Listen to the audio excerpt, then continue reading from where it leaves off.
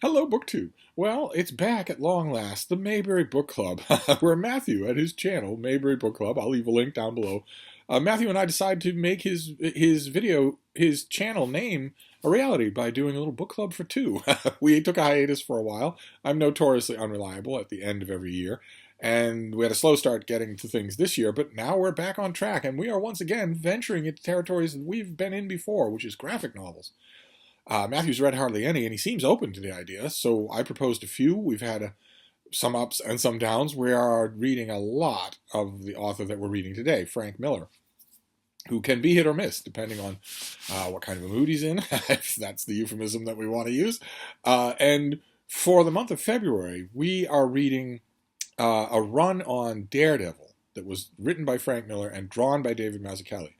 And Daredevil is the blind lawyer Matt Murdock, who, when he was a boy, was struck in the eyes by radioactive goop that robbed him of his sight and gave him, in addition to super heightened senses, an extra sense, a radar sense of a kind, an omnidirectional radar sense. So although he can't see, he can navigate just perfectly. Perfectly enough, in fact, to, for reasons passing understanding, don leotards and fight crime as the superhero Daredevil. So Matt Murdock's life is folded over with secrets. And, like, for instance, Matt Murdock is a blind lawyer. He's famous in New York for being a blind lawyer. But no one knows that he's Daredevil, right? That's a secret identity. But also, no one knows that Daredevil, the superhero, is blind. Despite the fact that Bill Everett and John Romita Sr. and Gene Colan and John Romita Jr. have all drawn his face cowl with cloth over the eyepieces. You'd think that at least one person in Manhattan who's been rescued by this guy from a runaway bus or whatever would look at that mask and say, well, how can you see out of that thing? Nevertheless, no one knows that Daredevil is blind, and no one knows that Matt Murdock is Daredevil. It's a completely closed loop there. There have been slip-ups along the way. If you run a comic book, Daredevil's been a comic book for decades. If you run a comic book long enough, you're going to have little loopholes here and there. And we're reading Daredevil Born Again. You can see there's stained glass windows, the first real hint at Daredevil's Catholicism that's relied on so heavily in the TV show. And there's the title. This is an old, battered trade paperback. And when Daredevil's a little boy, when Matt Murdock is a little boy, before he even thinks about being Daredevil, his father, Batlin Jack Murdock, who is a low-level prize fighter, is murdered by the mob. But before he does, he swears Matt Murdock to study, to make something of himself, to get himself out of Hell's Kitchen and make something of himself. Batlin Jack Murdock is raising his son alone because we presume his wife is dead. And Matt Murdock does that. It's one of my long-standing questions with this character is why that isn't enough. He becomes a lawyer despite the fact that he's blind. He becomes a successful lawyer. That is honoring his father's memory, but he also becomes a superhero. And along the way, he has a great supporting cast. When Stan Lee was writing these issues 40, 50 years ago, he gave Matt Murdock a great supporting cast. Of course, he has a law partner, Foggy Nelson. He also has a receptionist/girlfriend, Karen Page, just a standard swinging 60s blonde female character who was never given a whole lot of depth when Stan Lee was writing her. And he also, Daredevil, has a rogues gallery. He has the Owl and the Stilt Man, and he also has the Kingpin, Wilson Fisk, the Kingpin of Manhattan crime, who has no technical superpowers, but he is 6'6" or 6'7". He's 400 pounds of solid muscle. He's virtually unbeatable. He's virtually a human tank. And he started out as a nemesis for Spider-Man, and went toe-to-toe fighting Spider-Man quite often. And the only way you can do that is if you're really, really strong, because unlike Daredevil, Spider-Man has superpowers. He is super strong. Daredevil has no superpowers other than his radar sense. He's, other than that, just a good boxer, a good acrobat. It doesn't have any kind of, at least in the original incarnation, in the original vision of Daredevil, he has no exotic training like we presume Batman gets. Frank Miller eventually did incorporate that into the Daredevil mythos and incorporate a lot of other things that I'm sure that Matthew and I will be getting to. I'm sure this is not the last time that we will deal with Frank Miller. But I promised Matthew, we've had ups and downs with graphic novels, and I promised him, you will love this. And I take it as I'll leave a link to his video down below. I watched his video today, and I take it as the most dramatic confirmation possible of what I was saying, that he couldn't bring himself to stop at just the first 2 chapters. He had to read the whole thing. That's how good this is. His reaction in his video is very simple and very emphatic, and I have seen it for decades from people who read this thing, where they stop and they just look at you and they say, it's really good. Yes, it is. And it's almost not a superhero story until the end. It's instead, in the first 2 chapters that we're reading today, we're supposed to read until Matthew went ahead, the first 2 chapters have a very simple premise. A premise that has been attaching itself to superhero secret identities for 80 years. Why do they exist? Why do superheroes have secret identities? The reason that's always given is to protect their loved ones. That if the bad guys knew who they were in civilian life, they'd go after their aunt or their husband or their wife or their kids. And you need a secret identity in order to prevent that from happening. And because of that, a favorite comic book go-to plot line forever has been, what if a bad guy learned a superhero's secret identity? What if that happened? That's all that Frank Miller does at the beginning of this book, in the first 2 parts of this series. He has Karen Page, who has gone on. She has went to Hollywood with dreams of being a star, but she becomes a drug addict in pretty much the physical possession of her pimp and supplier. And she knows that Matt Murdock is Daredevil. And she just writes it down. That's all. She writes it down on a slip of paper. And it works its way up the tendrils of the underworld until it gets to Kingpin. There's a great visual where it reaches him on his yacht. Look at that. Look at the coloring there. Matthew has an edition that I've never seen before of this graphic novel that's all in black and white and seems to have a lot of artistic extras. This is just the original graphic novel of mine that I got. I bought these issues as they were coming out. Daredevil gets that little piece of information and he decides to test it. He wants to know if it's true. Its source is not reliable. So he wants to know if it's true. And he has always been portrayed as not just a big ball of muscle. He's actually a thinker as well. And so he decides to use that information. If this is true, if Matt Murdock is Daredevil, then if I tear apart Matt Murdock's life systematically, I will see Daredevil start to behave strangely. If that's true, I will know it. And so he does. He is the heart and soul of corruption in all of Manhattan. He has tendrils in the police department, in hospitals, and in all the levels of government. And one by one, he calls in favors or makes threats and eventually starts the ball rolling to destroy Matt Murdock's life. Matt Murdock has no idea. He has no idea what's become of Karen Page. He has no idea what's coming. He certainly doesn't have any idea what Kingpin knows.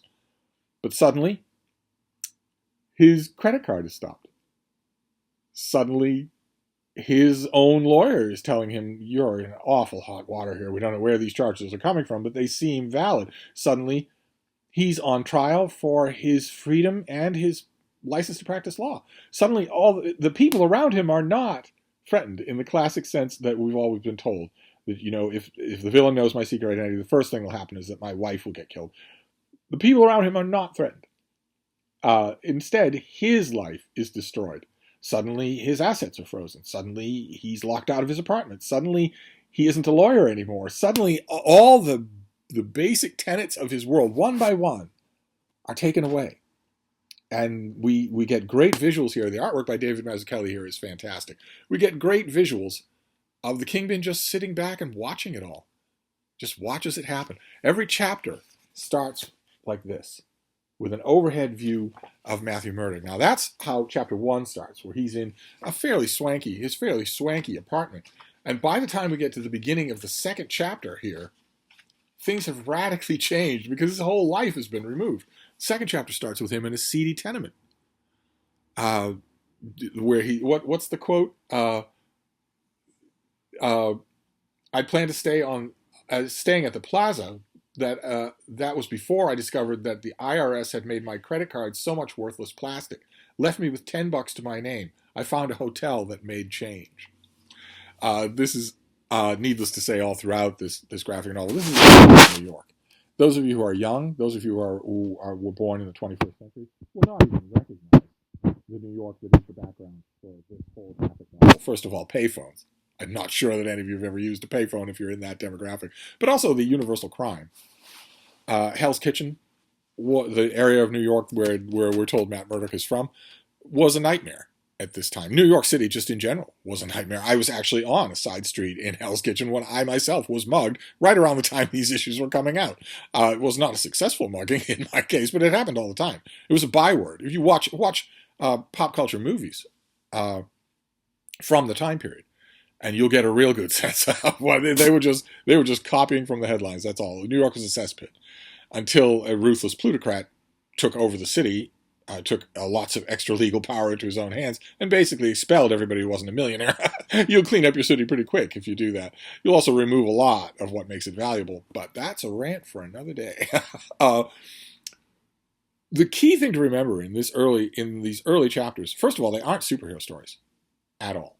It's true that we do get an action sequence where Daredevil runs out into New York City, jumping along power lines. For those of you who are wondering in the cheap seats, that is not actually possible to do. Leaping from building to building and from rooftop to rooftop just to clear his head and get his sense of proportion back. But these first two chapters are not a superhero story. They're what would happen if a very powerful mobster went after a very prominent crusading lawyer. The fact that the crusading lawyer is also a superhero who has tangled with the Kingpin many times is almost incidental in these first two chapters. That's one thing to remember. And another thing to remember about these first two chapters until right at the end of the second part of this story is that Matt Murdock has no idea who is doing this. It's driving him nuts. We get a very convincing sensation that it's actually driving him crazy. And Kingpin is getting what he wants. He is seeing an altered behavior on Daredevil. Who's going to tell me about Matt Murdock? There's a barroom full of thugs that have been beaten up because Daredevil, the costumed crime fighter, wants to know why Matt Murdock's life is falling apart. Kingpin, watching security footage and getting reports from his underlings, is the only one who knows why that would happen. Why Daredevil would care that one lawyer was having credit card problems. Kingpin is the only one who knows, and the more he sees, the more convinced he is that not only is this information right, but that his course of action is right. Not to take the blundering way and just, send 10 guys to Matt Murdock's apartment or whatever, but rather to systematically destroy his life for the sheer sadistic pleasure of it. But in these first two issues, Matt Murdock has no idea who is doing this. That's what's driving him crazy, is that he has no idea why his life is suddenly falling apart. He's distancing himself from his friends. He sounds more and more crazed to them. He has fewer and fewer options as far as he's concerned until the end of the second chapter. The end of the first chapter. When he is walking back to his apartment, he's telling himself, the notice of foreclosure sits too big in my jacket pocket. I've got 30 days to avoid repossession by paying out money the IRS won't let me near. 30 days and $10 in my wallet, and I'm not a lawyer anymore. And he has no idea what's going on as he's walking back to his brownstone when suddenly the ground under his feet starts to shake and the brownstone blows up. And he's standing there in the rubble, literally the rubble of his life. And he's holding on to the rubble, and the narration says, suddenly he knows.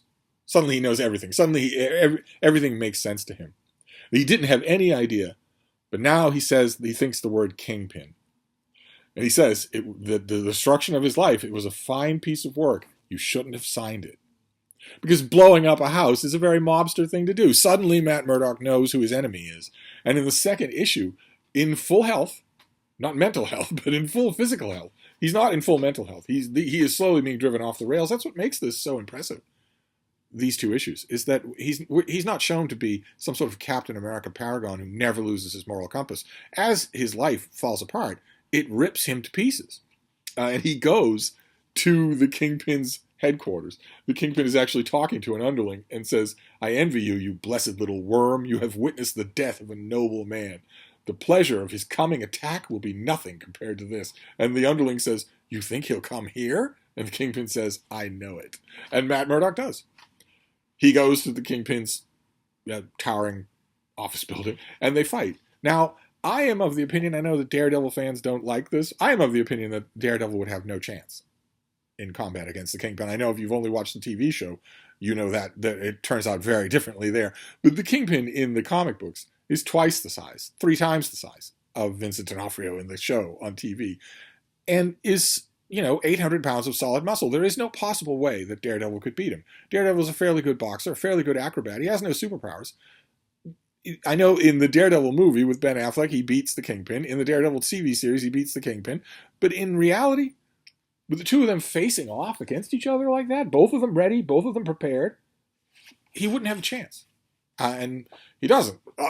Kudos to Frank Miller. He doesn't have a chance. He gives the Kingpin a fairly good beating and then is beaten to a pasty pudding and dumped into a car that is then sent off a wharf into the river.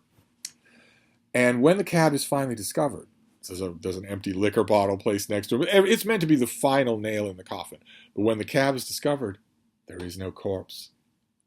The phrase keeps being repeated by the Kingpin as we zero in on his worried eyes. There is no corpse. There is no corpse. Matt Murdock did not die in that cab. And that's how we end the chapters that we're looking at today. By the time you get to the end of the second comic book in this issue, you're completely riveted. I have never made any secret of the fact that Daredevil is not anywhere near my favorite Marvel character. Not in the slightest. He's as far away as you get from a Kryptonian. He's just a guy. Not only is he just a guy who has one very Stan Lee gimmick at the heart of his conception. He's blind. What if there were a superhero who were blind? Tell me that, true believer. Not only is that the dumbest Stan Lee gimmick going, but Daredevil, let's keep in mind, is also a bad guy. He's a lawyer. And they are villains. They are evil people. All of them. So it doesn't help when he's in his leotards. I'm saying, oh please. And when he's not in his leotards, I'm saying, oh, who's paying you to lie today? He's never been one of my favorite Marvel characters, but he always manages to attract high quality treatment, high quality artists, high quality writers. Many times that writer has been Frank Miller. He always manages to do that. So I always find myself going back to great stories of his, even though the character does nothing for me. And this is the foremost example of that. I'm very happy to know that this is working its spell on Matthew. That is wonderful. And unlike him, I'm not going to read ahead. I haven't read this in a few years. I'm going to wait. I'm going to read the next 2 chapters. If you are not reading along, I don't want to predict. I don't want to make predictions about how readily this thing is available, because the last few times I've done that over on Comic Book Wednesdays with Michael K. Vaughan, I have then been horrified to hear from you that these things are $70, $80, that they're hugely expensive. I don't know if Daredevil Born Again is currently in print. If it is, you can find it at your bookstore for $18, and you should get it, because if it's not, or if it is now, it's going to go out of print, and that's going to go up to $180. So I don't know how available this is, but you should, if it's at all possible for you to do, get it and read it with us here in February. And I want to address the wary-warts out there who might be thinking, well, you and Matthew are both saying, you're both doing what Matthew does in his video, pausing and saying, this is really good. You might be saying that and thinking, all right, well, but you've both read some comic books. I'm not a comic book person at all. Trust me, this is for you. If you're a crime fiction fan, this is for you, regardless of the fact that it's a comic book. Matthew points out in his video that there's virtually no superheroics in these first 2 chapters. I can attest, as he can, since he went ahead and read the whole thing, there's virtually no superheroics all the way until the very end. And when they show up, they feel weird. We'll get to that. We'll get to that at the end of February. But for right now, very happy to be relaunched, not only in the Mayberry Book Club, but to relaunch it this way. I have all sorts of ideas for March. I'd like us to read some mysteries in March for March Mystery Madness, but we can cross that bridge when it comes to it. We have a great story here first, because at the end of the second part of this, I don't hesitate to call it a chapter. It's a terrific book. At the end of the second chapter, Matt Murdock is about as low as he can go. He has been ditched in the river and left for dead. He is in an alley, not even in a flophouse. He's about as low as he can go, but Frank Miller can bring him lower. There's more to do here in order to get the very best resurrection arc, the very best rebound possible. In order to do that, you really have to leave your character with nothing at all. And that happens. So we'll get to that next week. Well, it was a tremendous amount of fun talking about this next week. I am not going to reread the next 2 chapters and study them, the artwork and whatnot. for the next few days because I am buried under a ninja deadline from hell and I cannot afford to lose myself in a graphic novel. But after that, as a treat, I will. So I will wrap this up for now. I'll leave a link to Matthew's video, and I will see you soon. Thank you, BookTube.